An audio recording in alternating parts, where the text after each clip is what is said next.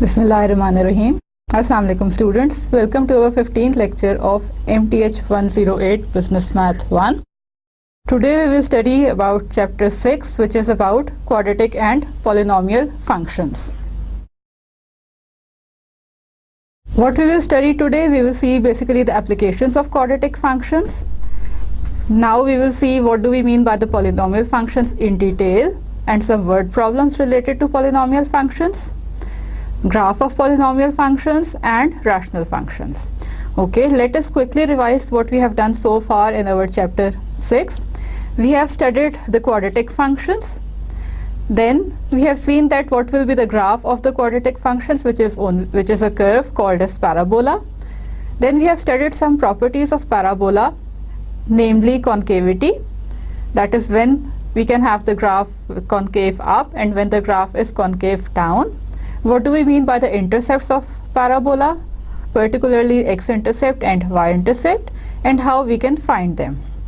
What is the importance of vertex in the graph of parabola, and what do we mean by the excess of symmetry?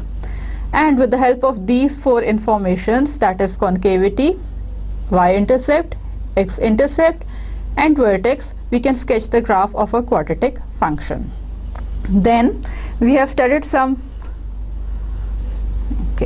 Then we have also determined the quadratic functions when we are provided with three data points, that is given three data points, how we can find a quadratic function best approximating our real world problem. Today we will also see some applications of quadratic functions related to the economics. First we start with the quadratic revenue function. Now suppose that the demand function for the product is, the demand function is Q and the demand function is dependent on the price P. Suppose that the demand function for the product is Q in terms of the price P given as 1500 minus 50P, where we identify what do we mean by the variable Q is the quantity demanded,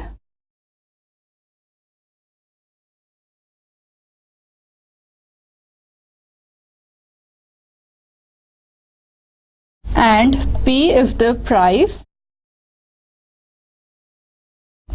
of unit.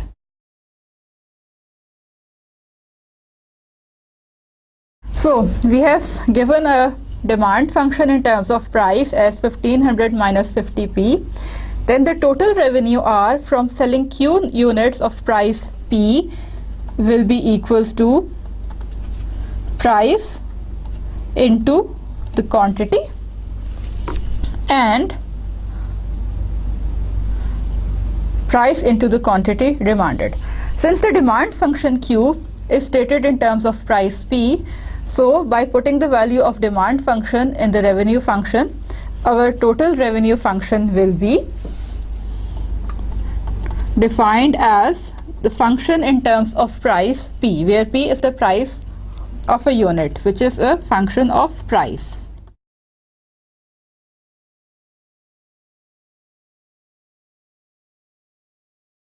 Okay, function of price given as price into our demand function Q, which is nothing but P into the function of price, where Q is the function of price we have recently seen.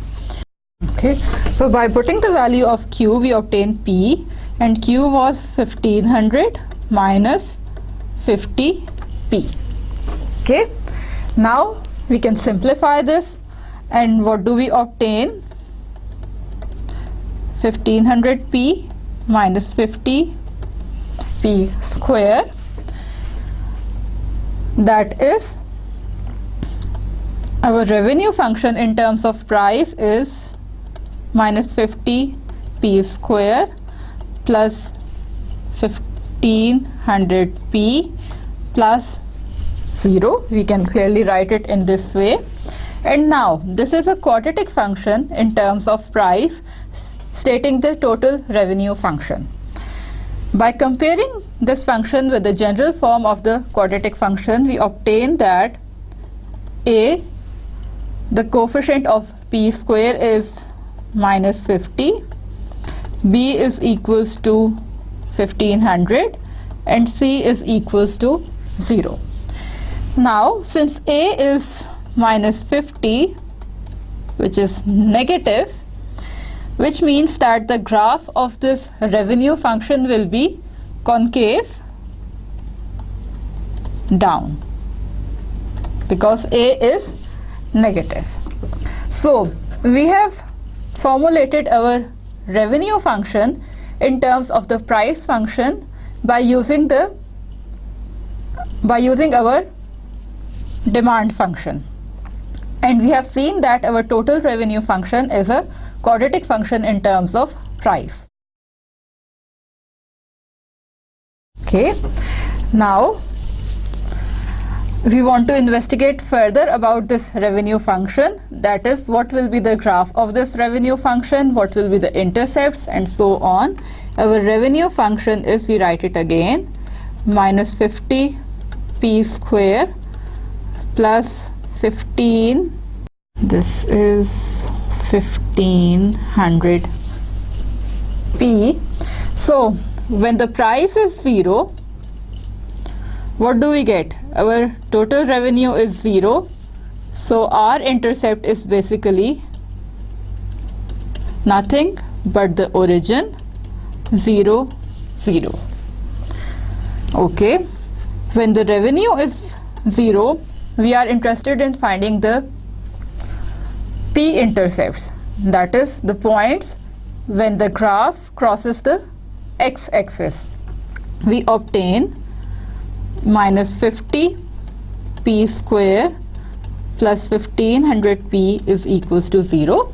Okay, and now we can simplify our quadratic equation, and then we can solve it to find the values of the price p. This is equals to, taking 50 p common, we obtain minus p plus 30 is equals to 0. Now the product of two terms is equals to 0, then clearly 50 is not equals to 0. We obtain the price is equals to 0 and the price is equals to 30.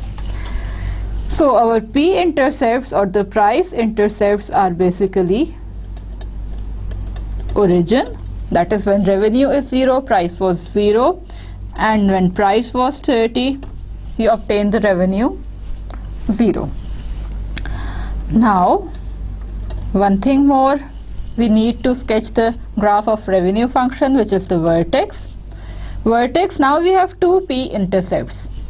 We can use these two p-intercepts to find the x-coordinate of the vertex, that is, we will take the average of these 2 points, which is 0 plus 30 by 2, and we obtain the x-coordinate as 15.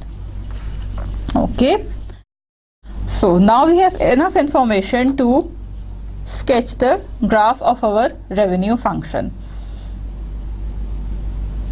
Okay, we have our graph. Now it is concave down, so the graph will be open from bottom. Our intercept or the revenue intercept was the origin. Okay, this point was also one of the p-intercepts, and the other point was when price is 30. Okay, and by connecting with this we obtain, and this point, since the graph is concave down, the vertex will be the point where the graph has the maximum height. So x-coordinate of the vertex was 15, so this is the point 15 and the revenue coordinate. Okay, so this is the graph of our revenue function stated totally in terms of price p. Now, the maximum value is attained when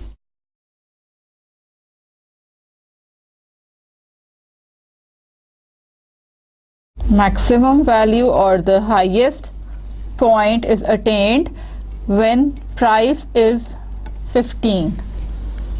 Okay, that is at the point of the vertex.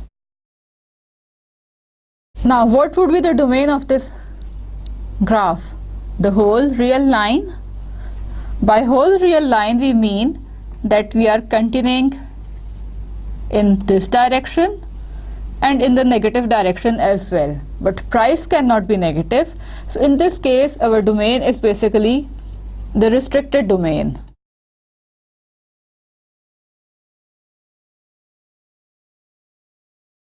Our restricted domain is nothing but when price equals to 0 and lies between 0 and 30. That is, the maximum value of price will be 30 and the minimum value of price will be 0. Okay.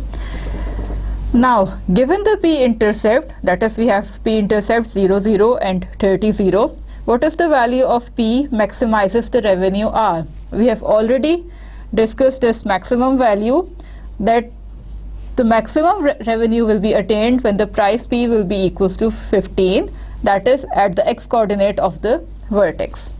How many units would be demanded at this price? That is, we are asked to find the revenue function when the price gives us the maximum revenue, that is when the price p is equals to 15. We simply put the value of p is equals to 15 in our revenue function, which was 1500 into p minus 50 into p square, which means 15 square in this case, and by solving we can find the value of our revenue. But we are asked to find how many units would be demanded, that is, we have to find the value of our demand function QD when the revenue function is maximum. That is, we have to find the value of demand function when p is equals to 15. And what was our demand function? It was 1500 minus 50 into p, which is 15. Simplifying, we obtain that 750 units would be demanded when the price p will be equals to 15. So this is how we can solve our demand function totally in terms of price, which was the linear function. Using our demand function, we can formulate our revenue function totally in terms of price, which will be a quadratic function. By knowing the r-intercept, p-intercept, concave up, down and the vertex, we can sketch the graph of our revenue function. Also, what we can find that the value of the price p, which maximizes our revenue function. Okay, now we come to our next example, which is about quadratic supply function. In our chapter 5, we have studied these functions: revenue function, supply function, demand function and the market equilibrium. But in chapter 5, we have studied all these functions as a linear function. And now we are studying them as a quadratic function. Okay, the market surveys of suppliers of a particular product have resulted in the conclusion that the supply function is approximately quadratic in form. Suppliers were asked what quantities they would be willing to supply at different market prices. Results of the survey indicated that at market prices of $25, $30 and $40, the quantities which suppliers would be willing to offer to the market were 112.5, 250 and 600 units respectively. We can determine the equation of the quadratic supply function as, in terms of price, as if QS denotes the supply function in terms of price P, given as writing our quadratic supply function in the general form, that is AP square plus BP plus C.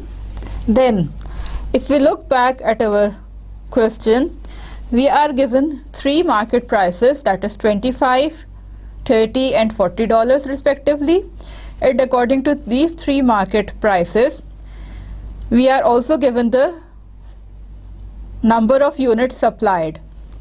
So we will put the value of prices in our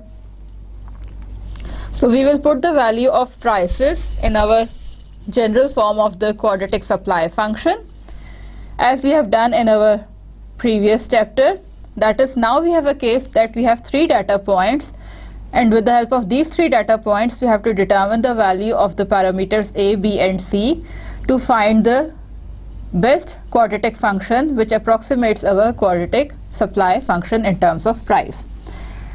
Okay.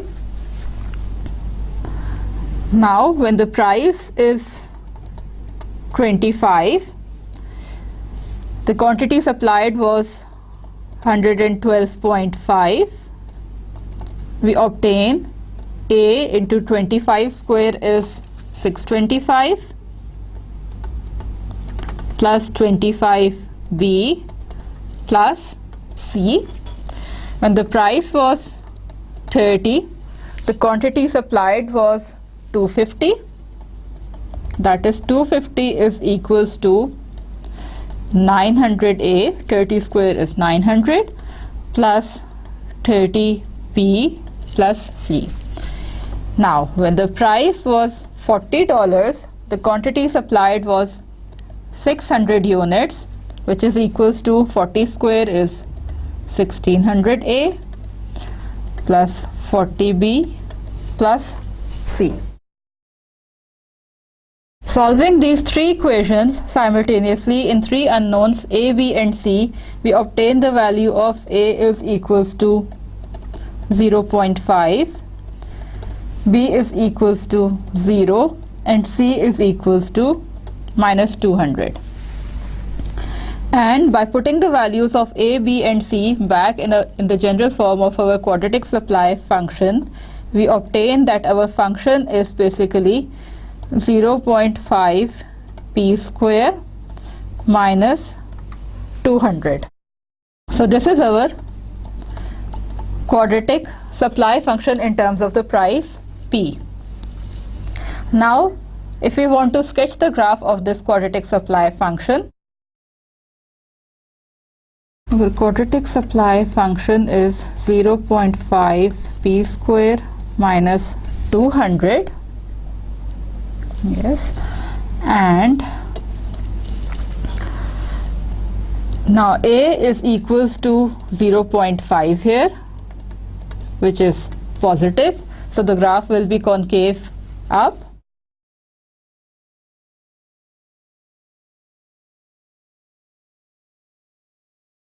When the price is 0, the quantity supplied will be minus 200.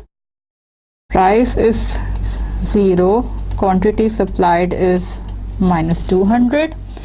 When the quantity supplied is 0, implies the price will be equals to, that is, we have to solve this quadratic equation, minus 200 equals to 0. And what do we get? We basically get 0.5 P square is equals to 200, P square is equals to 400, and the price is 20. Okay, now we have enough information. The graph will be concave up, which means that it will be open from the top. Let's say this is minus 200. Okay, this is our quantity supplied intercept, and our price intercept is 20. So our graph will look like this. So this will be the graph of our quantity supplied function. But if we observe that this is our price and this is the quantity supplied, if we observe that here we have the quantity supplied as negative value, which means that does this make sense? Okay, further, what will be the restricted domain of this supply function? The restricted domain, if we look at our p-intercepts, we obtain p basically equals to plus minus 20, which means that if this is minus 20, our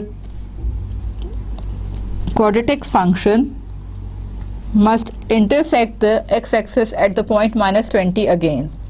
But can the price be negative? No. So the restricted domain of this quantity supplied function will be the set of all positive real numbers. That is, price can be equal to 0 or any positive real number, but price cannot be negative, or p greater than 0. Okay, what do you infer from the p-intercept and q-intercept? Okay, our q-intercept is 0 minus 200.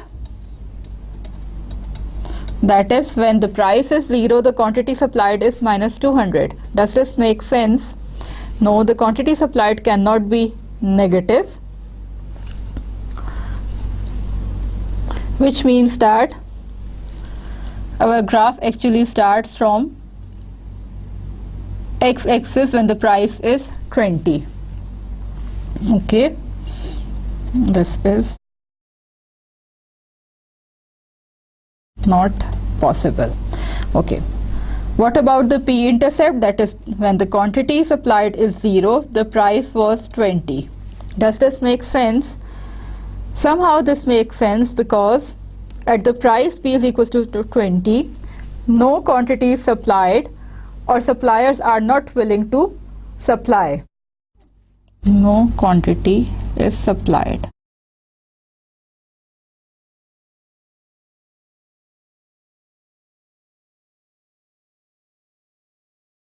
Or the suppliers are not willing to supply. Okay. Okay, now we have seen two examples of our quadratic functions. First one was the revenue function and second one was the supply function. Now we come to our quadratic demand function. Now a consumer survey was conducted to determine the demand function for the same product as in the previous supply function example.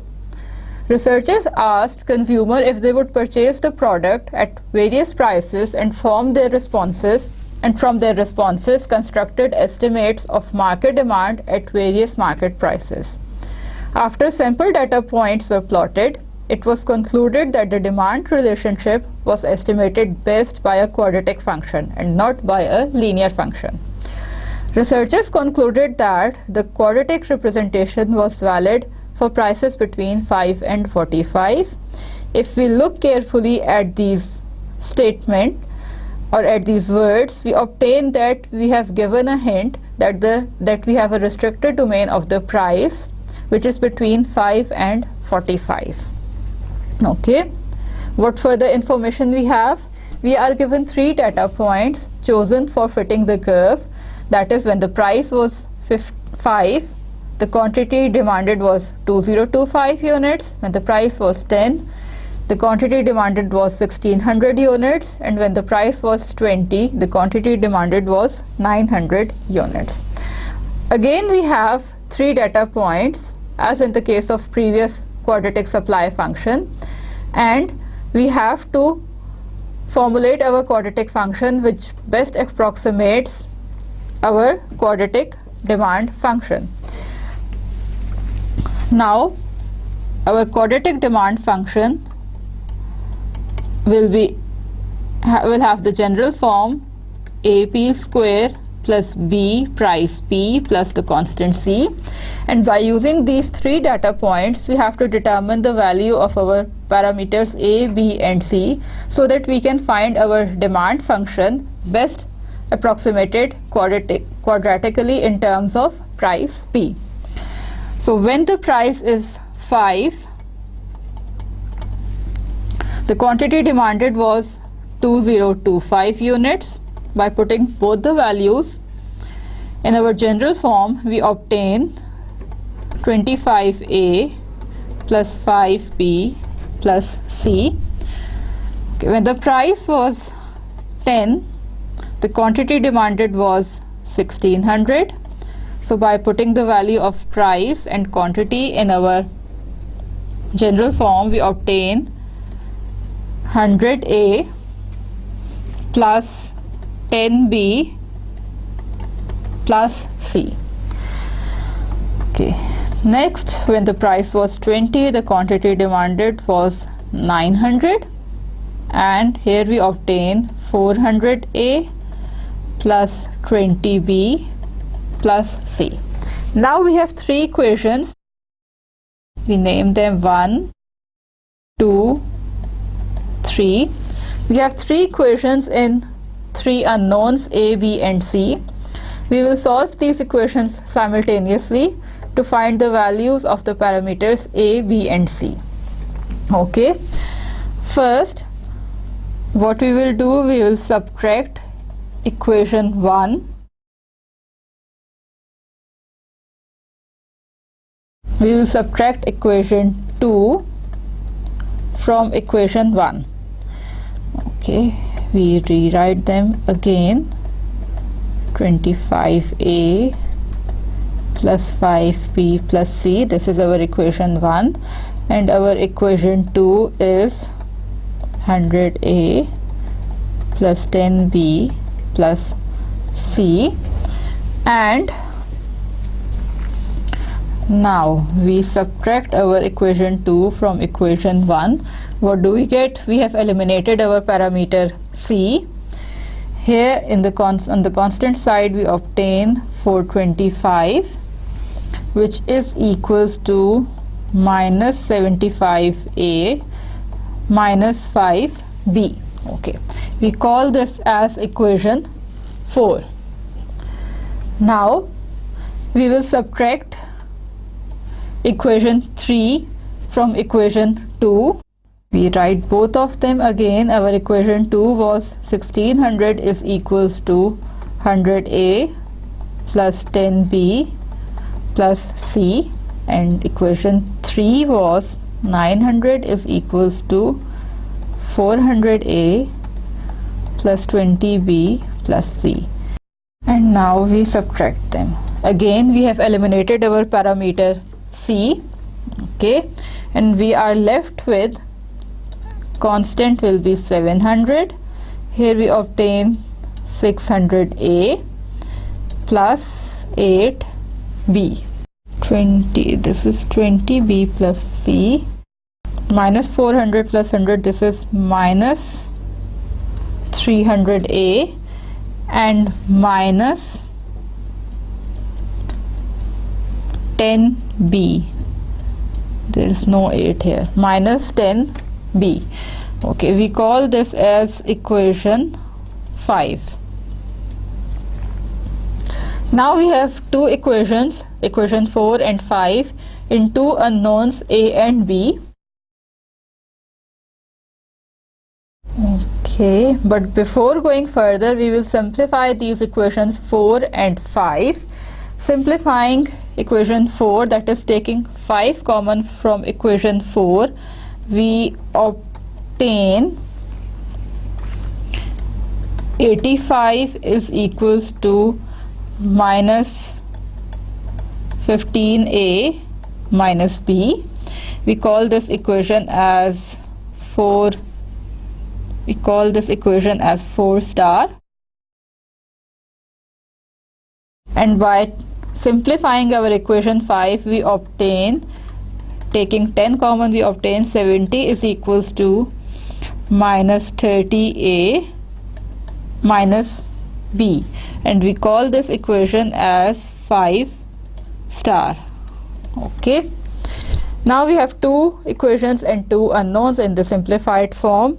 All we have to do is to solve these two equations to find the values of our parameters A and B first, and then putting the values of A and B in any of the three equations 1, 2 and 3 to find the value of our third parameter C. Okay, so now we have to solve our equation 4 star, which is 85 is equals to minus 15A minus B, and our equation 5 star, which is equals to 70 is equals to minus 30A minus B. We can simply subtract these equations and we have eliminated our parameter B. Solving on the left side, we obtain 15 is equals to 15A, which gives us the value of parameter A, which is equals to 1. Okay, now we will put the value of A in equation 1 and 3. What do we get? In equation 1 we obtain the constant as it is. We had 25A, A is 1, we are left with 25 plus 5B plus C, and in our equation 3 we have 900 is equals to 400 plus 20B plus C. Simplifying these two, we obtain 2000 is equals to 5B plus C, and 500 is equals to 20B plus C. Now we have two more equations, we call them 6 and 7. We can easily solve them, that is by subtracting, and we have eliminated C. What do we get from the left side? 1500 is equals to minus 15B, and we have obtained the value of our parameter B, which is equals to 1500 divided by minus 15, which is minus 100. So B is basically equals to minus 100. Now we have found the value of our two parameters A and B, and third one C is left to find. Okay, now we can put the values of A and B in any of the three equations 1, 2 and 3 to obtain the value of C. Let us put the values of A and B into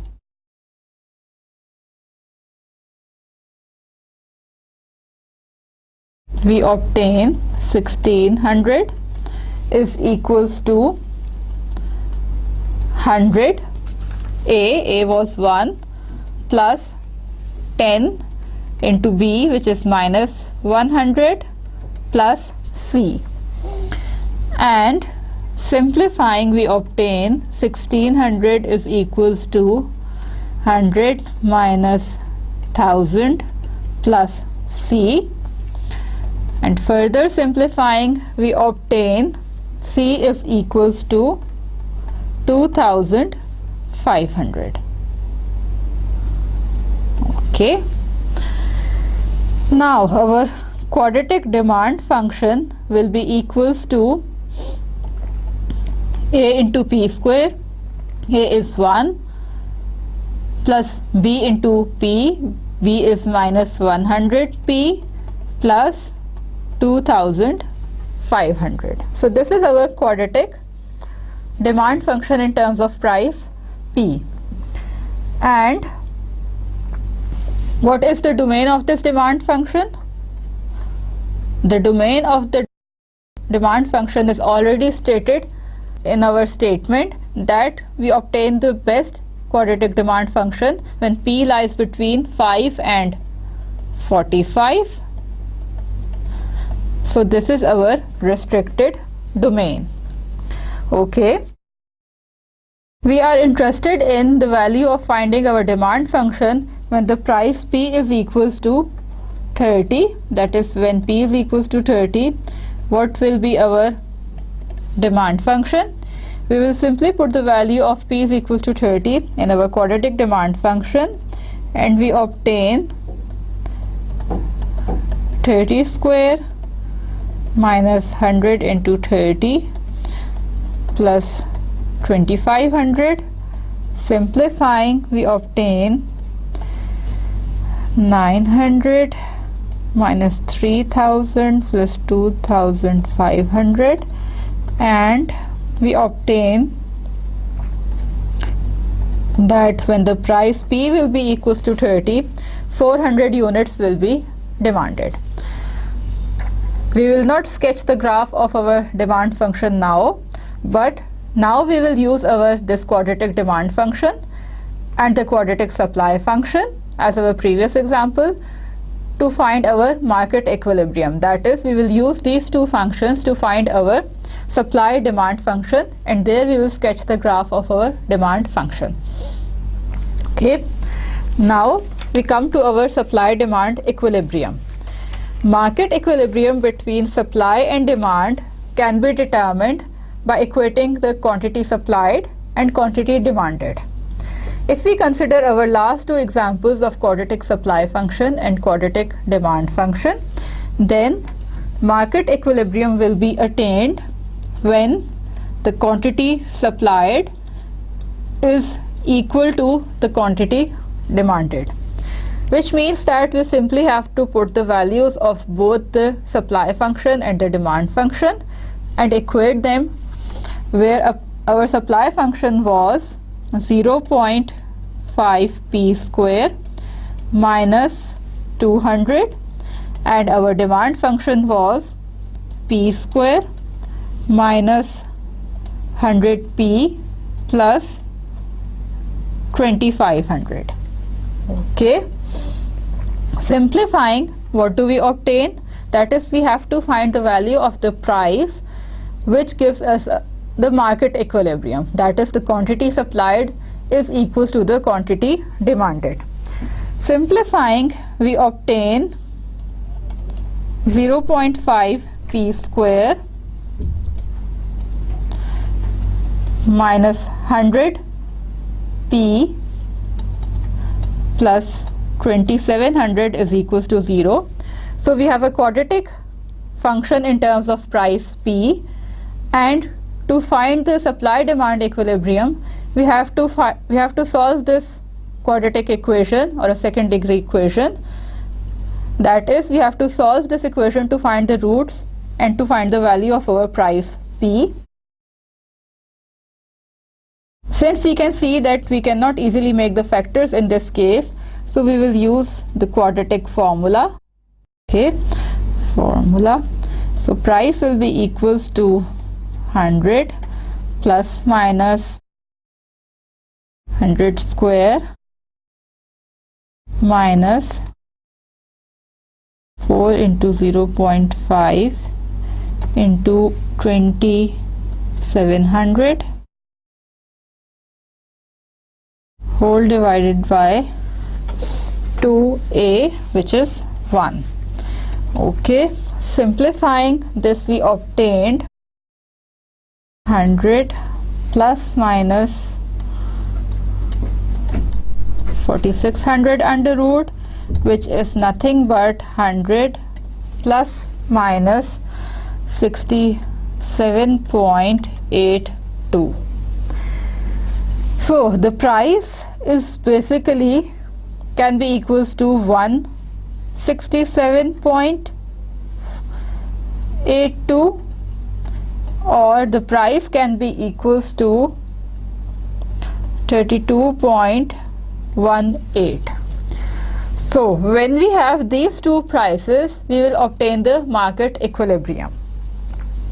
Okay, let's continue further.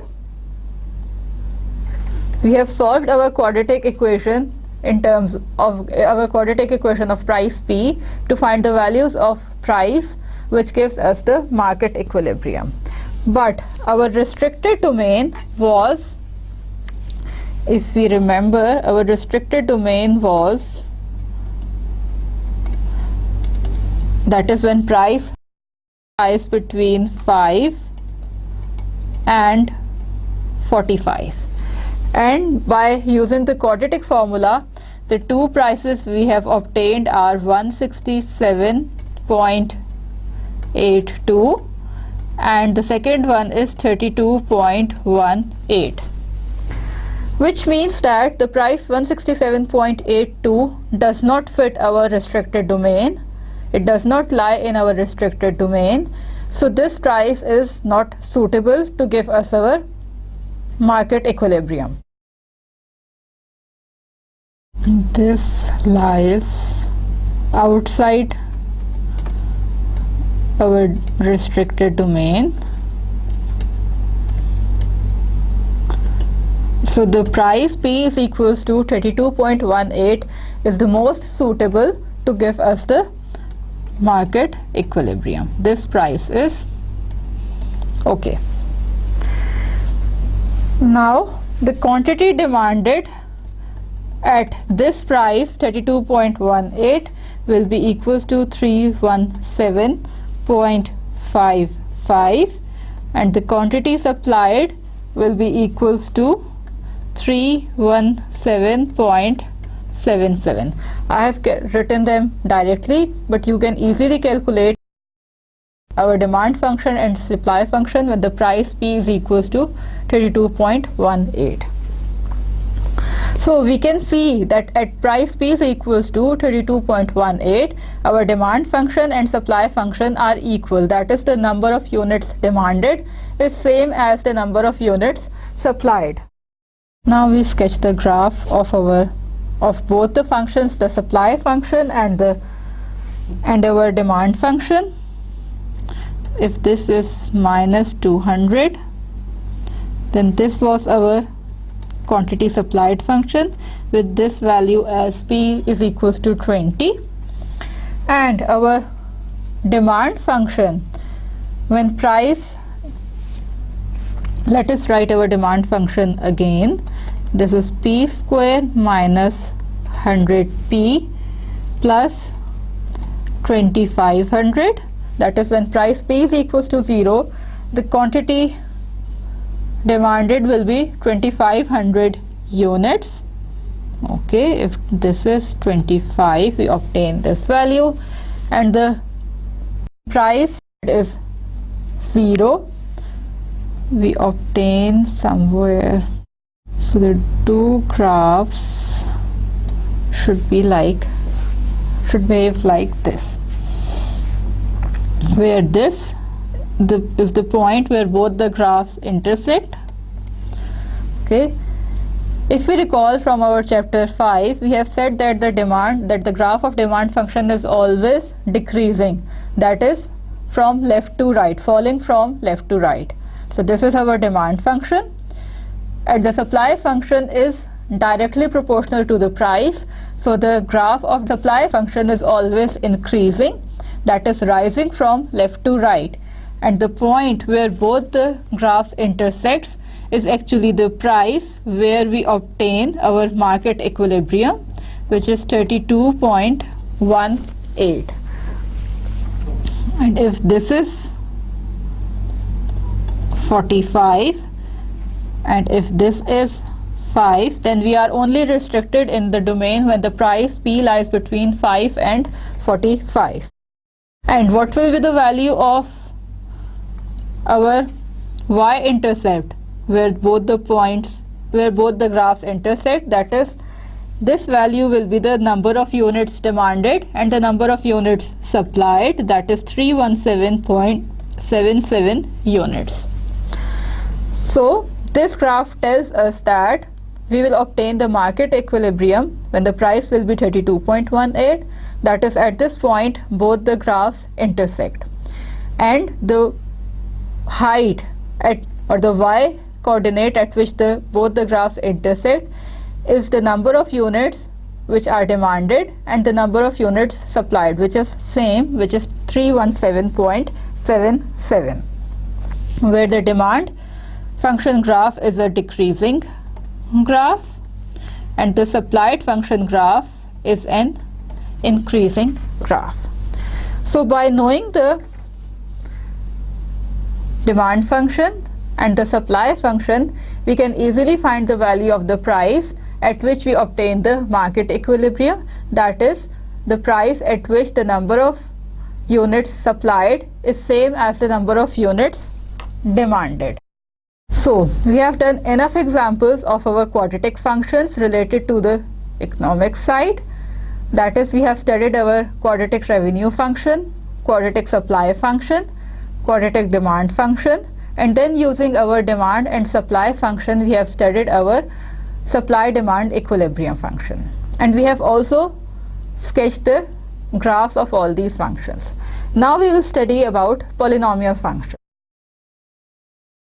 Formally speaking, a polynomial function of degree n involving the independent variable x and the dependent variable y has the general form y is equals to f of x, which is equals to a n x n plus a n minus 1 x n minus 1 and continuing so on, plus a1 x plus a naught, where a n minus 1 continuing up to a2 a1 and a naught are constants, and is there any further restriction or is this definition enough? No, we need some more condition that the coefficient of x to the power n or the constant a n should be different from 0. Okay. We have already seen the definition of polynomial function in our chapter 4. Recalling the facts from there, we ask ourselves that what can we say about the linear and quadratic functions, which we have already studied in detail in our chapter 5 and the previous sections of chapter 6. So, is there any similarity between linear and quadratic functions with the polynomial functions? Yes, in fact they are the particular case of polynomial functions. So linear and quadratic functions are particular cases of polynomial functions.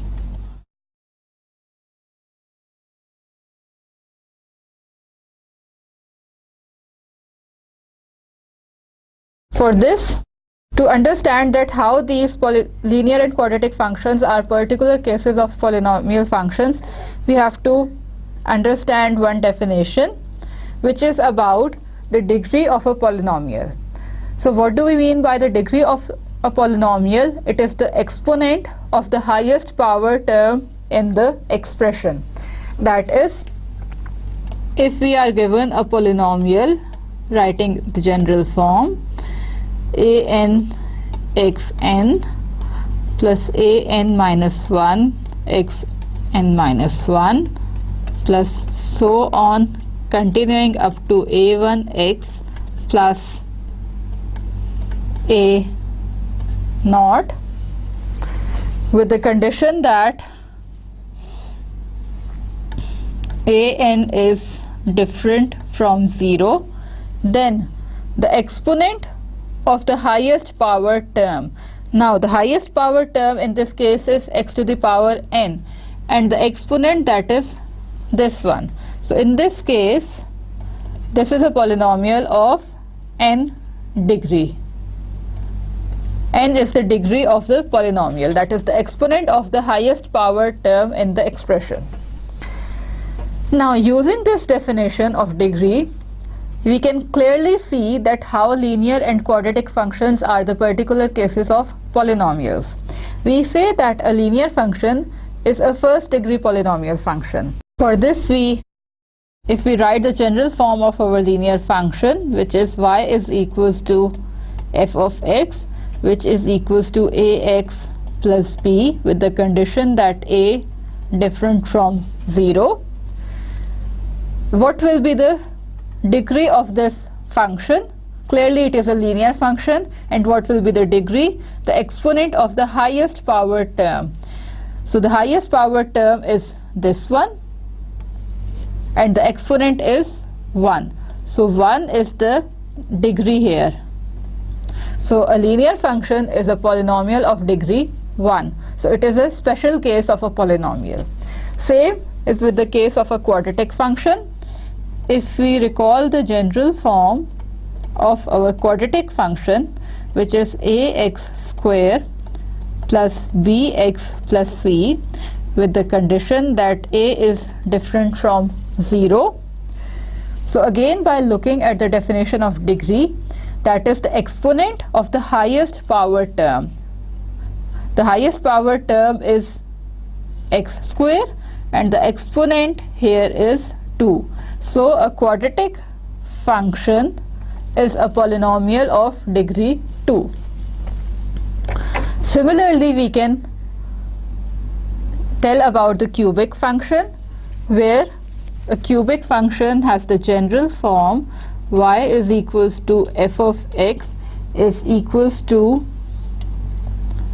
ax cube plus bx square plus cx plus d, with the condition that a is different from 0. Then the exponent of the highest power term, the highest power term is x cube, and the exponent is 3. So here n is equals to 3 is the degree of our polynomial, called the cubic polynomial. So a cubic function is nothing but a polynomial of degree 3. We have also studied the constant functions. What can you say about the constant functions in terms of polynomial? That is a constant function a polynomial or not? If we look carefully at the definition of our constant function, or the general form of our constant function, which is y is equals to f of x is equals to c, then in this case, if we write it again as c into x to the power 0, then is it a polynomial? Yes. A constant function is also a polynomial of which degree? The exponent of the highest power term. The highest power term is cx to the power 0, and the exponent is 0 here. So n here is 0, which is the degree of our constant function. So a constant function is a polynomial of degree 0.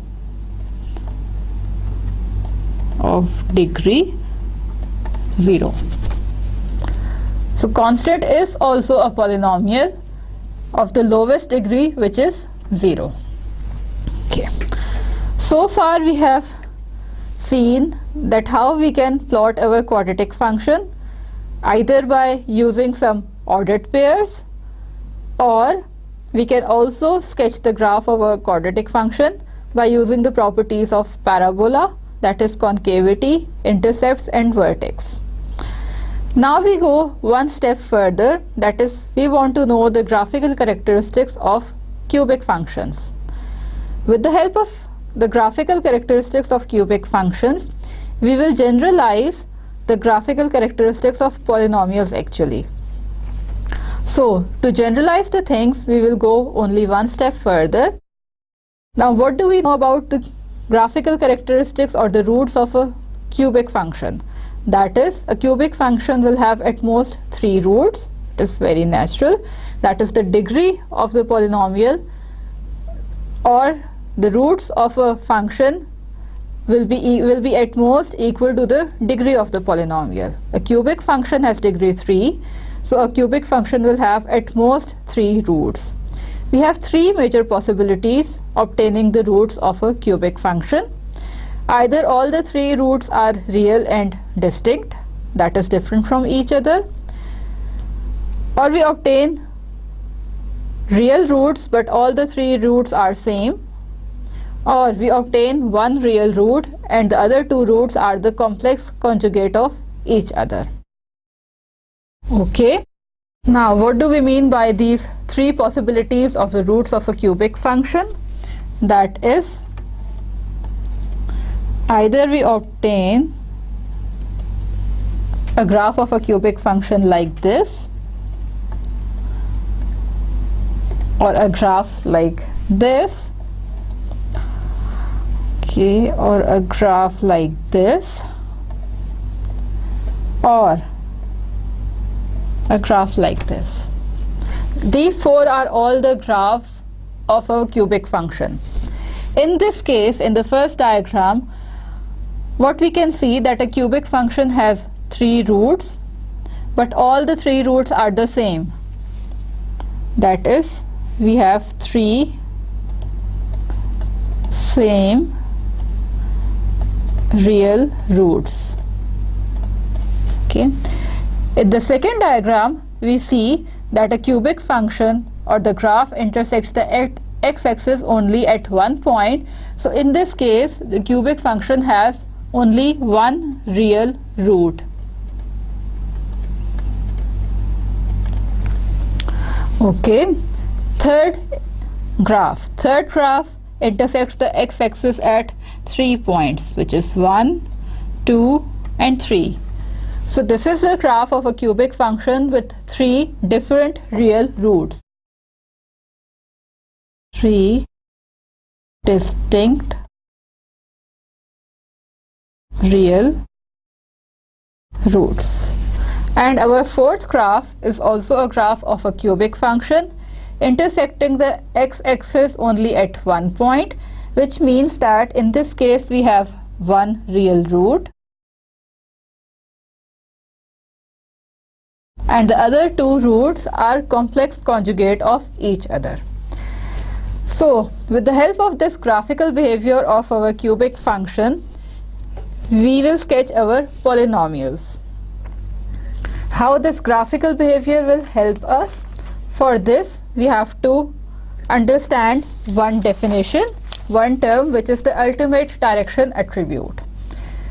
Now, the ultimate direction of a function f or a polynomial f of degree n refers to the behavior of f of x, that is, refers to the behavior of the output as x assumes larger and larger positive values and as x assumes larger and larger negative values.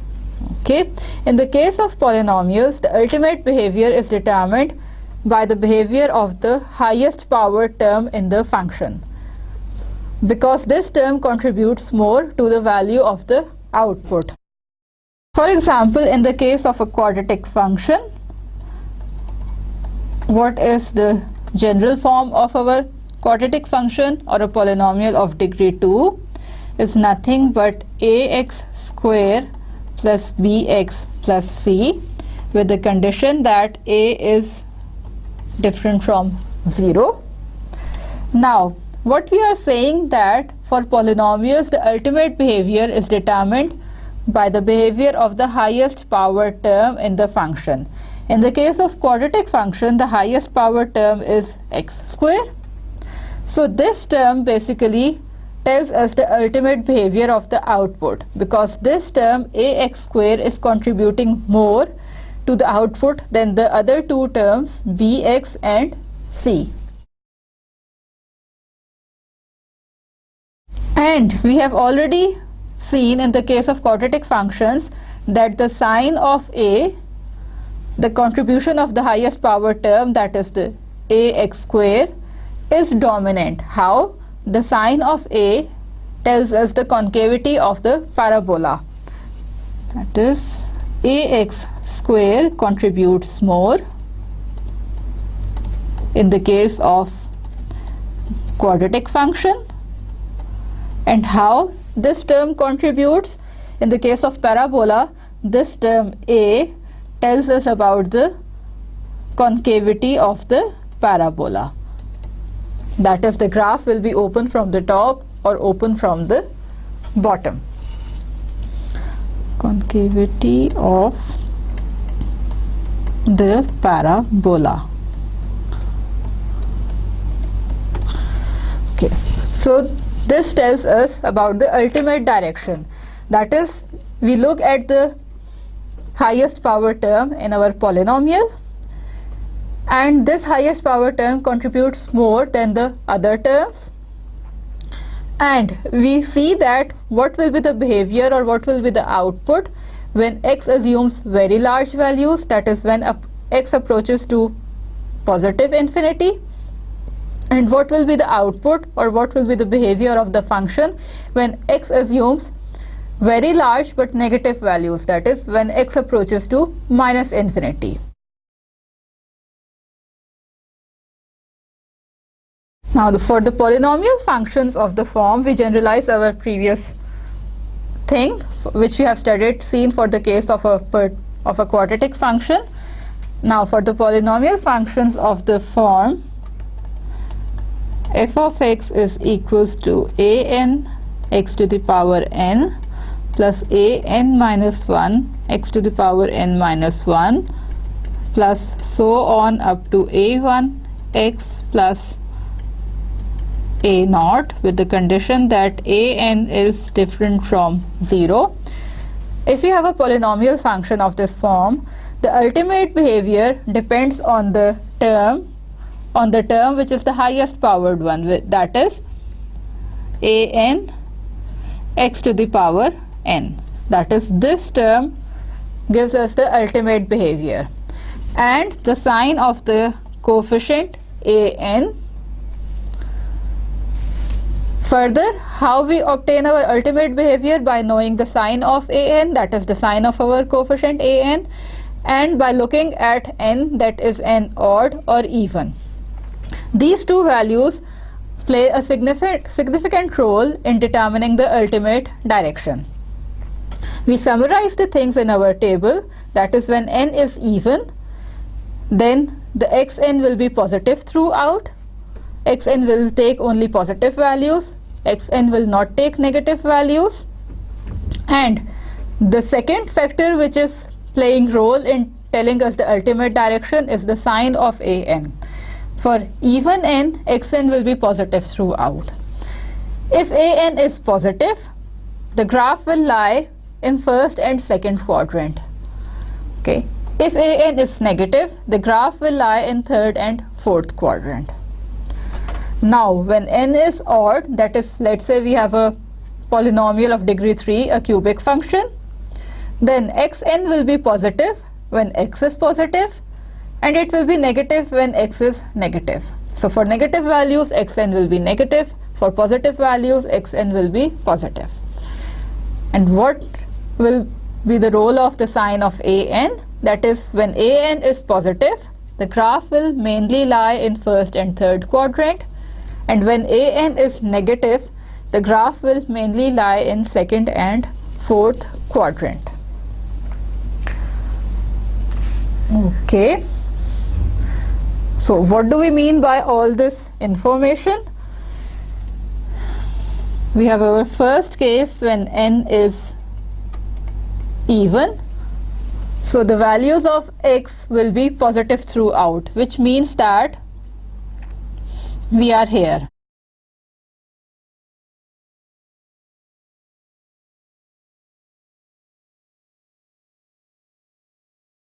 Now, this gives us that xn is positive throughout.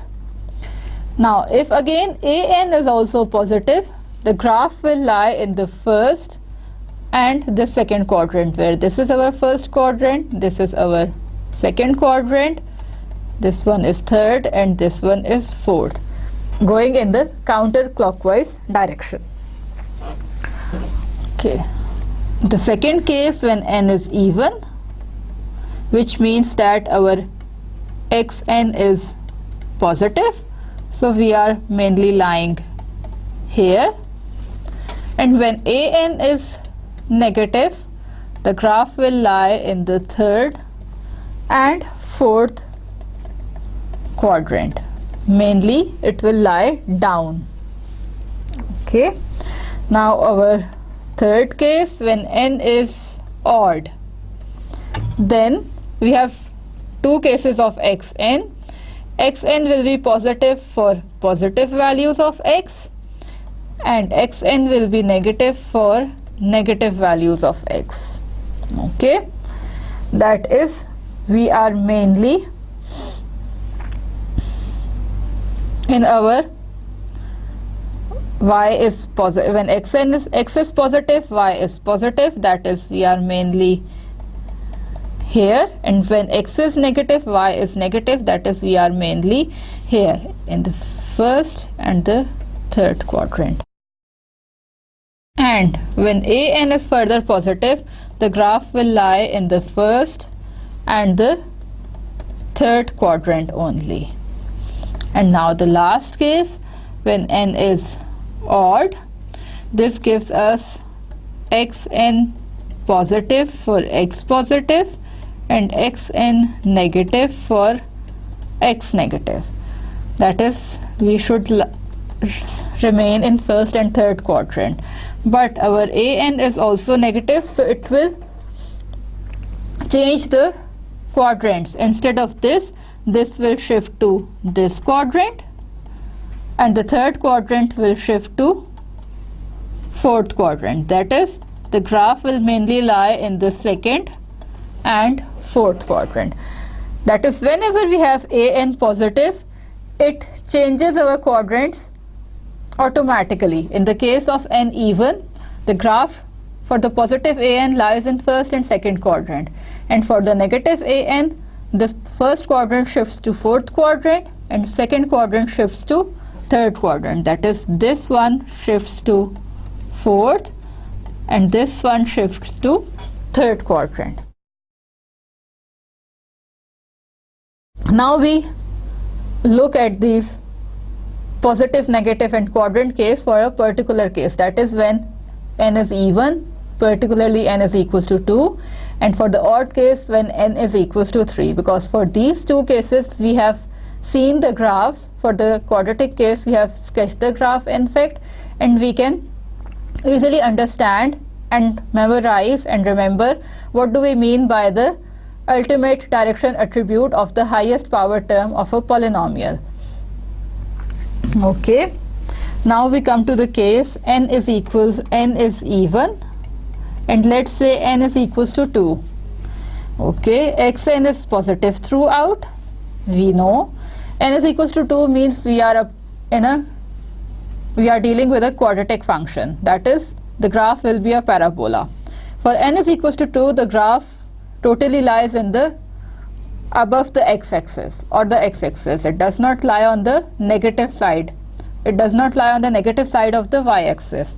So the graph only lies in this quadrant. Further, we have an is positive, so the graph should be concave up. The graph will be, the parabola will be like this, lying in the first quadrant and the second quadrant only. Okay, the same case when n is 2, even case, that is the particular case, xn will be positive, that is the values of y for n equals to 2 will be positive, and our an is negative. In this case we have seen that the graph will be concave down, that is lying on the in the third and the fourth quadrant. That is, this will be the graph, and we will mainly lie in third and fourth quadrant. Third one, when n is odd, namely n is equals to 3, then for positive values of x, xn will be positive, that is, when x is positive, the values of y will be equals to positive, so we are lying in our first quadrant. When the values of x are negative, the corresponding values of y are also negative, so we are mainly lying in our first and third quadrant. What will be the role of the sign of an? If an is positive, our graph will stay in first and third quadrant. For example, this graph y is equals to x cube, and the graph lies in first and third quadrant. And finally the last case, that is we have n as odd, which is 3. Xn will be, the values of y will be negative when x will be negative, that is this quadrant. Values of y will be positive when x will be positive, that is this quadrant. But we have an negative, so we have to shift our quadrants to second and fourth quadrant. So the graph basically lies in this quadrant and this quadrant, and this can be the graph of y is equals to minus x cube. So with the help of particular cases, that is when n is equals to even, namely n is equals to 2, we have seen that what do we mean by the values of y. For n is equals to 2, all the values of y will be positive, and the sign of an will give us that the graph will lie mainly in the first and second quadrant. But if an is negative, the graph will lie in third and fourth quadrant. When n is odd, particularly when n is equals to 3, that is a cubic function, then for positive values of x, y will be positive, and for negative values of y and for negative values of x, y will be negative. That is, the graph must lie in first and third quadrant if an is positive. But if an is negative, the graph shifts to second and fourth quadrant. Before looking at the polynomial functions, we have seen 4 types of graph of cubic functions, and we have said that this will help us in sketching the graph of polynomials. So keeping these things in mind, let's look at those graphs again. The first graph was this one, the second graph was this one, the third one was this, and the fourth one was, no, the third one was not this one. In fact, we have to draw it again. The third one was this one, and the fourth one was this one.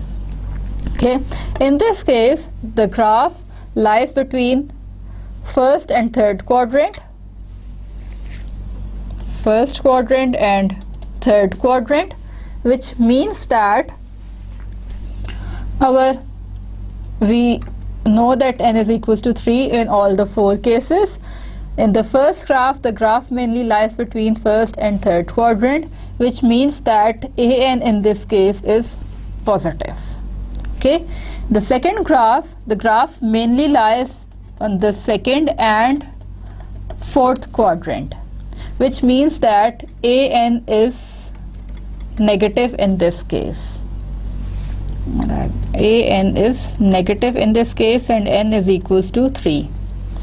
The third graph, the graph mainly lies in going this way up and this way down, mainly lies in the first and the third quadrant, which means that an is positive. Now there is a very small portion which lies in the second quadrant, that is this portion, and a very small which lies in the fourth quadrant. This will not affect on the ultimate behavior of a graph, because in the first quadrant the graph is now continuing further, and same in the third quadrant the graph is now decreasing further. So these directions will tell us the ultimate direction of the graph, and not these smaller portions. You can ignore these smaller portions. And we say that the graph mainly lies in the first quadrant and in the third quadrant. And our last graph, it mainly lies in our second quadrant, because from this side it will continue increasing, So mainly lies in our second quadrant, and from this side it will continue in this direction in the fourth quadrant. And there's a small portion in the first quadrant which can be ignored. So in this case our n is 3 and an is negative. So with the help of this information, we can easily sketch the graph of a polynomial of any degree. Now we look at some examples to see how these general formulas, general points help us to sketch the graph of a polynomial. Consider a polynomial f of x. Consider a polynomial f of x which is equals to x to the power 5 over 5 plus x to the power 4 over 8 minus 2.5 x cube. Now, is it a polynomial or not? Yes, it is a polynomial. Of which degree? Of degree 5, the exponent of the highest power term. The exponent is 5, so it is a polynomial of degree 5.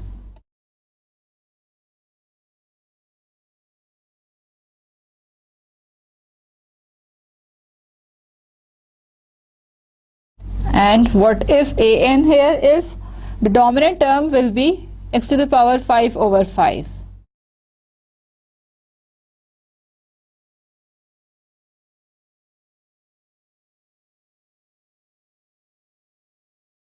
Okay, now n is clearly odd and an is 1 over 5 which is positive.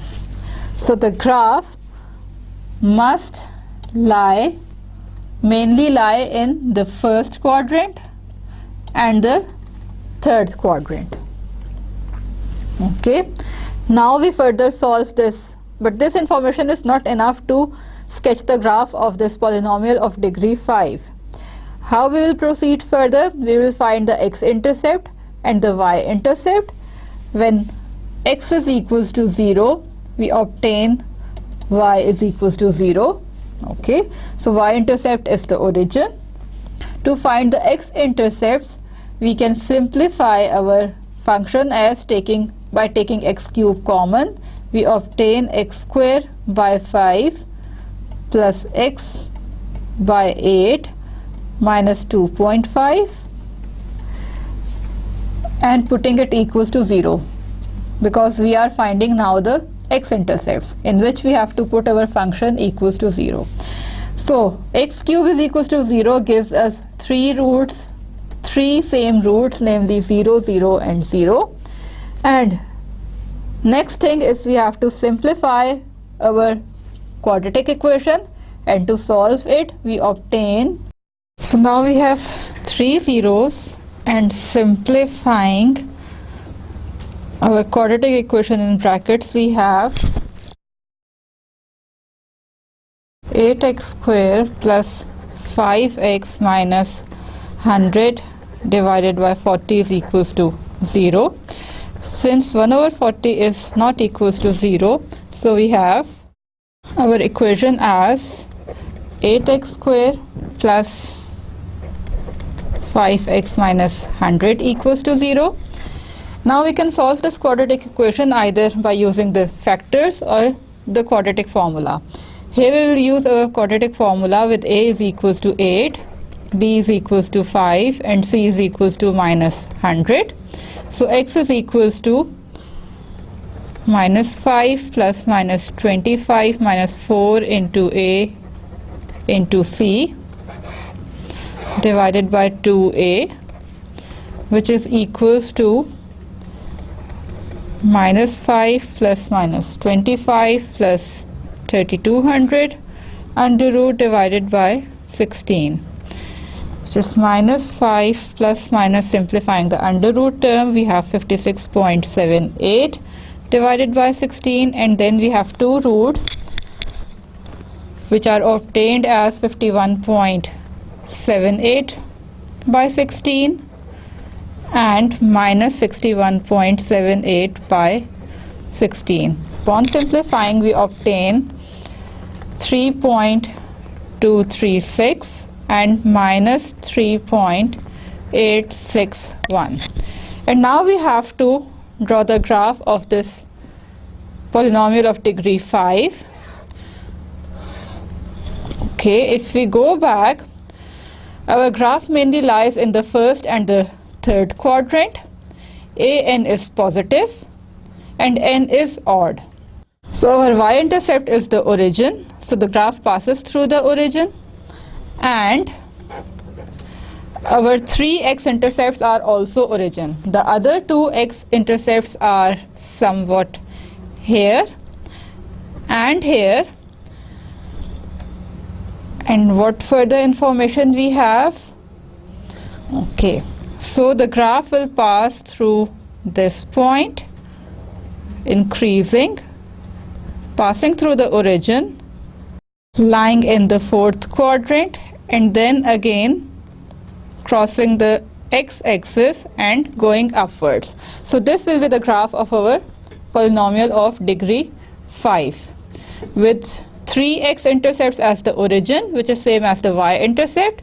The other 2 x-intercepts are approximately these 2 points and mainly lying in the first and the third quadrant. Now we will see a word problem of a polynomial function. An open rectangular box is to be constructed by cutting square corners from a 60 by 60 inch piece of cardboard and folding up the flaps. Find the function which represents the volume of the box. That is, we have our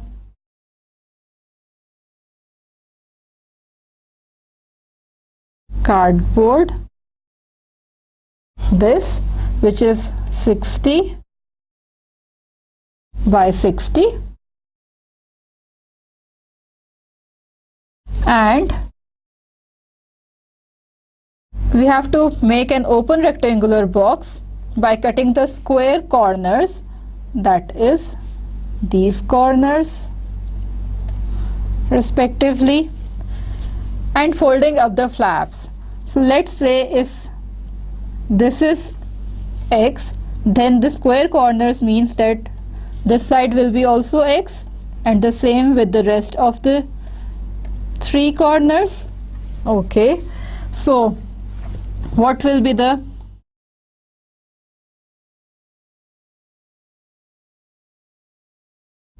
rough figure of our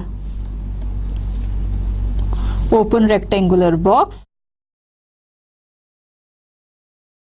This will be like this. Okay, and this height, now we need to change the color so that you can see clearly. This height is x because we have cutted the corners, square corners of height x. And what is this length now? This length now is 60 minus 2x. The original length was 60. We have deducted x units from the left side, from the right side, and x units from the left side. So the reduced length will be equals to 60 minus x, and the length will be 60 minus 2x. Since this side was also 60, we obtain this side, the length of this side is also 60 minus 2x. Now we have to find the function which represents the volume of the box. Okay, now the volume of the box is nothing but the product of length into base into height. The length is 60 minus 2x. The base is also 60 minus 2x, and the height is x units. So the volume function we obtained as 60 minus 2x square into x, and now by opening the square and multiplying by x we obtain 3600 x plus 4x cube minus 240 x square.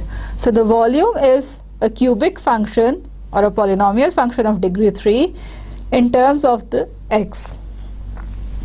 So here n is equals to 3, an is equals to 4, which is positive, which means that the graph will mainly lie in the first and the third quadrant. Okay, now when x is equals to 0, our volume v will be equals to 0.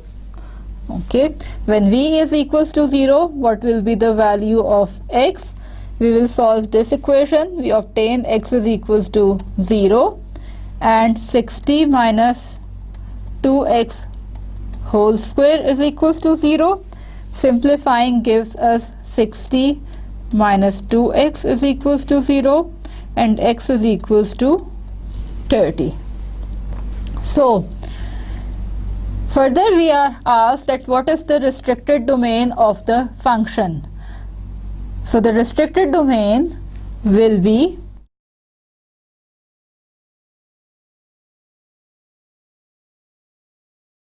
when x is equals to 0 or lies between 0 and 30. And what will be the graph? A rough sketch will be this one, because the volume is 0 when x is equals to 30, the volume is 0 when x is equals to 0. This graph and continuing in this way. So this is basically the graph of our volume function where the restricted domain is x lying between 0 and 30.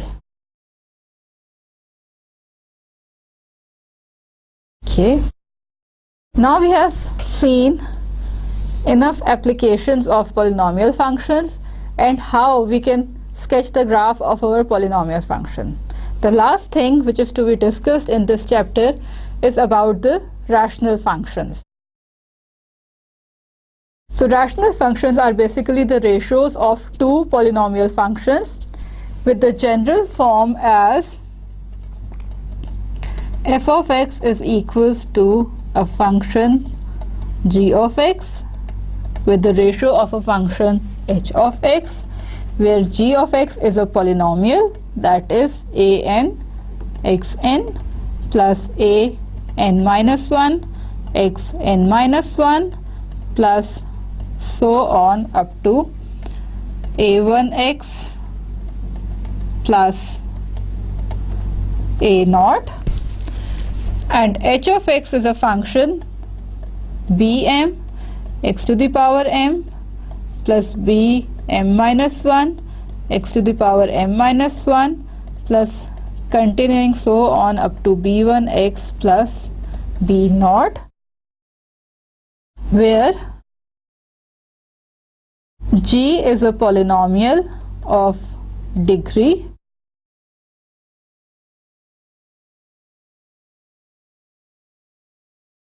n and h is a polynomial of degree m.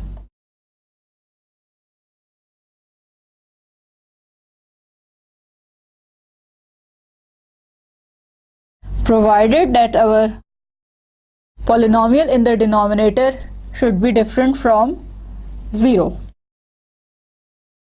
So a rational function is nothing but a ratio of two polynomial functions. Both can have the different degrees, and the polynomial appearing in the denominator should be different from 0, because division by 0 is not allowed. For example, our function f can be equals to x over x square minus 4. It is a rational function with the numerator polynomial as x and the denominator polynomial as x square minus 4. And what will be the domain of this rational function? The domain will be the intersection of both the polynomials appearing in the numerator and in the denominator. Now in the numerator we have our linear function x, which is defined for all real values, and in the denominator we have our quadratic function x square minus 4, which is defined for all values, but this is equals to 0 when x is equals to plus 2 or minus 2. Now if x attains the value 2 or minus 2 in the denominator, our rational function will not be defined anymore.